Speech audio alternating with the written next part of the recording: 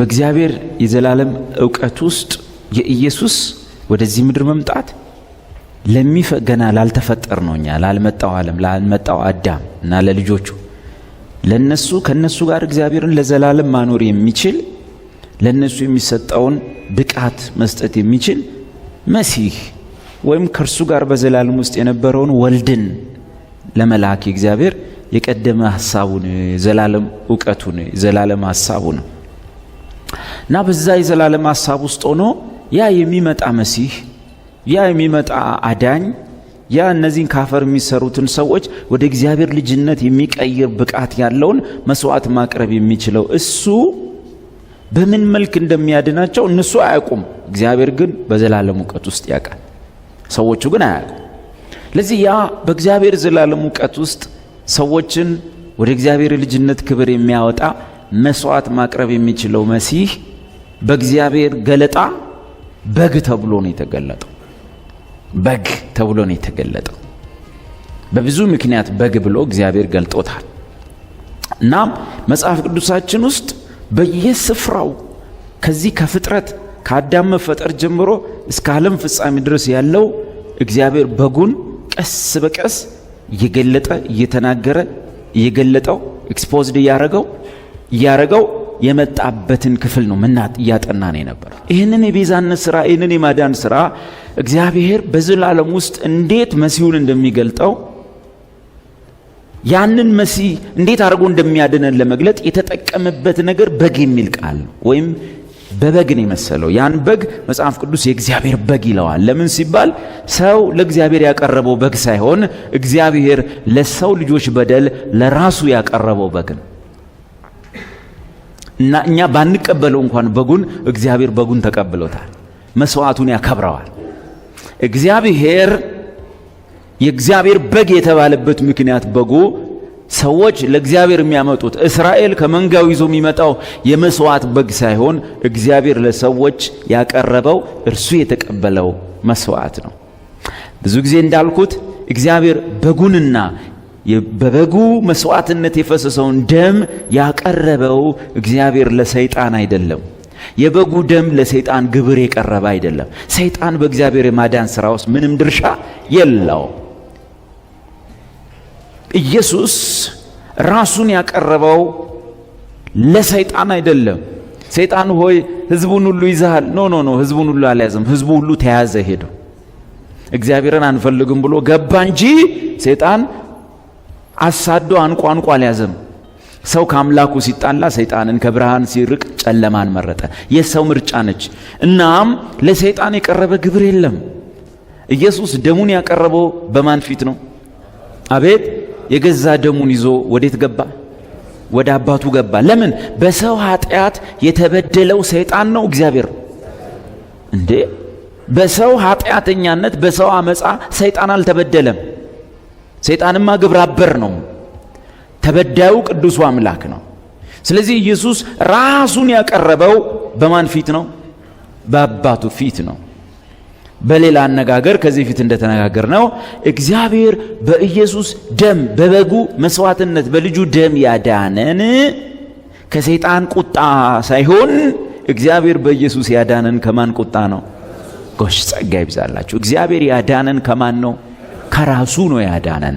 እግዚአብሔር ከራሱ በቀልና ቁጣ አዳነን። ልጁም ያቀረበው የኢየሱስን ደም ወስዳችሁ እንደ ፍየል እንደ ዶሮ ግብር ለሰይጣን የቀረበ ግብር እንዳታረጉት። ይሄ አገር ቤት የዶሮ ምናምን ያረዱ ለሰይጣን የሚገብሯል። የክቡር የክርስቶስ ደም የመሲሁ ደም ለጅን የቀረበ ግብር አይደለም። በኃጢአት ምክንያት የሚቆጣ ቅዱስ አባት አለው። ኃጢአትን የሚጸየፍ ቅዱስ አባት አለው። ኃጢአትን የሚጠላ ቅዱስ አምላክ አለ። የሚበቀል ቅዱስ አምላክ አለ። ያ አምላክ እንዳይቆጣ በዛ አምላክ ፊት የቀረበ የበደል መስዋዕት እና መጽሐፍ ቅዱሳችን ከዚህ ከዘፍጥረት መጽሐፍ እስከ ራእይ ድረስ ስለ በጉ በየቦታው በብሉይ ኪዳን በነቢያቱ በሕግ መጽሐፍት ውስጥ እግዚአብሔር በተለያየ መልኩ በጉን እየገለጠው የአዳም ዘሮች አያውቁም። ምን አይነት በምን ሁኔታ ነው? ምንድነው? እንዴት አድርጎ ነው የሚያድነን? እንዴት አድርጎ ነው ማን ነው የሚያድነን? መጀመሪያ ያየነው በጉ በምን በስውር በግ መሆኑ ሳይገለጥ ምን ሳይገለጥ ብቻ አንድ የሆነ እንስሳ። የት ነው እሱን ያየነው? አዳም በሳተ ቀን ላይ የዕለት ሁለት ዘፍጥረት ላይ ሁለቱ ራቁታቸውን ሆኑ፣ ቅጠል ሰፉና አገለደሙ። የመጀመሪያው ምን ብያቸዋለሁ? አቤት የመጀመሪያው ሃይማኖት ስሙ ምን ይባላል? እንዱ ስም እናውጣለት ካል የቅጠል ሃይማኖት ሪሊጅን ይባላል። ክርስትና ሪሊጅን ከሚለው ይወጣና በጳውሎስ መልእክቶች ውስጥ ሁሉ ፌዝ የሚል ቃል ነው የሚጠቀመው። there is one phase ነው የሚለው። the phase once delivered to the saints ነው የሚለው። the phase one phase one phase one phase phase ማለት እምነት ነው። አንተ የምታረገው ነገር ሳይሆን የሆነ አካል ባደረገው ነገር ላይ ማመን ነው። ሪሊጅን ግን እምነት አይደለም፣ በራስ ላይ ማመን ነው። ራሱ የሚያቀርበውን ራሱ የሚያደርገውን ድርጊቶች ላይ መደገፍና መተማመን ሪሊጅን ሲባል፣ ፌዝ ግን የምትሰማው ነገር ነው። ሰንበዴ አድርጎታል፣ ትሰማና ታምናለህ። ክርስቲያኒቲ ፌዝ ነው። ለቅዱሳን የተሰጠ አንድ እምነት ነው። በኢየሱስን ተግባር በሐዋርያቱም የተሰበከው ነገር እሱ ክርስትና ይባላል። እናም ባጭሩ የዛን ቀን ሰው ገመናውን ለመሸፈን የመጀመሪያውን ጥረት በአምላኩ ፊት ቅጠል አድርጎ ሊቆም የመጀመሪያውን ሙከራ አደረገ። ሰዎች ልክ በዚህ ዘመን እንደሚያስቡት በፈጣሪ ፊት ወደፊት ፈጣሪ ምናልባት ሊቀበል የሚችለው እንዲባረግ ነው። ሰዎች የመጀመሪያውን በፈጣሪ ፊት ገመና የመሸፈን ሙከራ ባደረጉ ጊዜ እግዚአብሔር ግን አያቸውና አዘነላቸው። ሰው የመጀመሪያው ሙከራ ያደረገው ያንን በፈጣሪ ፊት ጻድቅ መስሎ ምንም ያልሰራ መስሎ ለመቆም ገመና ሸፍኖ ለመቆም ያደረገው ሙከራ ያልተሳካው የዛን ቀን የዕለት ሁለት ነው የጀመረው። ከዛ መጽሐፉ ምን ይላል?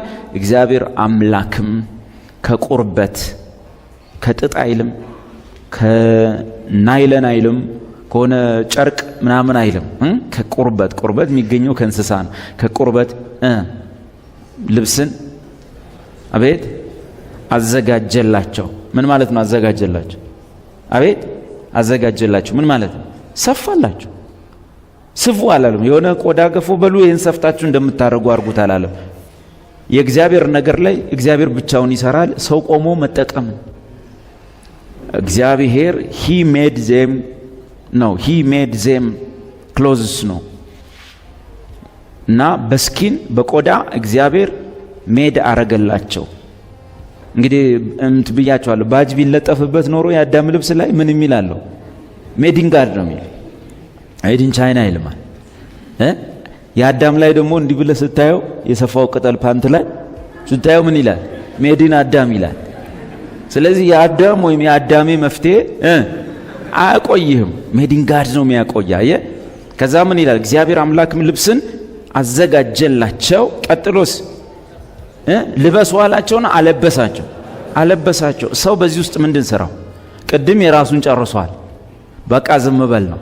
ራስን መሸፈን ማዳን፣ ራስን በፈጣሪ ፊት ንጹህ ማድረግ ማጽደቅ አትችልም። እዚህ ቤት ያለ ማንም ሰው በፈጣሪ ፊት የፈለከውን አይነት መንፈሳዊ ጥረት ብታረግ ልትነጻ አትችልም። ንጹህ ልትሆን አትችልም። ብቁ ልትሆን አትችልም። ስትጾም ብትውል፣ ስትጸልይ ብትውል፣ አስራት ብትሰጥ፣ ከፓስተሩ ጋር አብረ ብትወጣ ብትገባ፣ የፈለከውን ብታረግ በፈጣሪ ፊት መጽደቅ አትችልም። ማንም ሰው በፈጣሪ ፊት መጽደቅ አይችልም። በፈጣሪ ፊት ገመናውን መሸፈን የሚችል ሰው እኛ መሃል የለም። ስትታጠን ብትውል ማለት ነው። ግን መጽሐፍ ምን ይላል? ክርስቶስን ልበሱት። ክርስቶስ ማን ያዘጋጀው ልብስ ነው? እግዚአብሔር ለኛ ያዘጋጀው ገመና ከታች ልብስ ነው። መጽሐፍ ምን ይላል? ከክርስቶስ ኢየሱስ ጋር አንድ ትሆኑ ዘንድ የተጠመቃችሁ ሁላችሁ ክርስቶስን ለብሳችሁታል። በነቢያት መጽሐፍ ምን ብሎ ተዘጋጀ? እግዚአብሔር የደህንነትን ልብስ አለበሰኝ ወይም አልብሶኛል። ልበስ ብሎኛል አይደለም። የእኔ ድርሻ ምንድን ነው? መቆም ነው። ምንም ሳታፍር፣ ምንም ሳትከራከር እኔ እንዲህ ነኝ ሳትል ኃጢአተኛ በእግዚአብሔር ፊት ራቁቱን የቆመ መለመላውን የቆመ ምስኪን ሰው መሆንህን መጀመሪያ መረዳት። ምንም ጭቅጭቅ ክርክር የለም። ዘር ማንዘር ምናምን በጌታ ነበሩ አባቴ እንደ ብሎ ነገር የለም። አንተ በእግዚአብሔር ፊት ማለት ራቁቱን የቆምክ ምስኪን ኃጢአተኛ ሰው።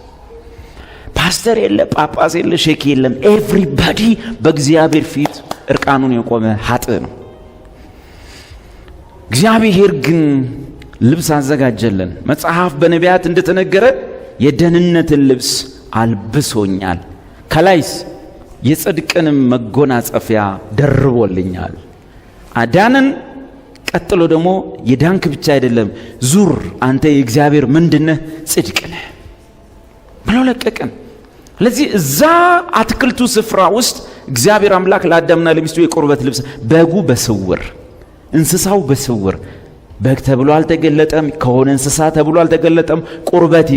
ቁርበት የሚገኘው ከሆነ እንስሳ ነው። የነዚህን ሁለት ምስኪን ባልና ሚስት ገመና ለመሸፈን አንድ ንጹህ እንስሳ በአትክልቱ ስፍራ ሞቷል። አሁን በጉ በደንብ አልተገለጠም፣ በስውር ተገለጠ።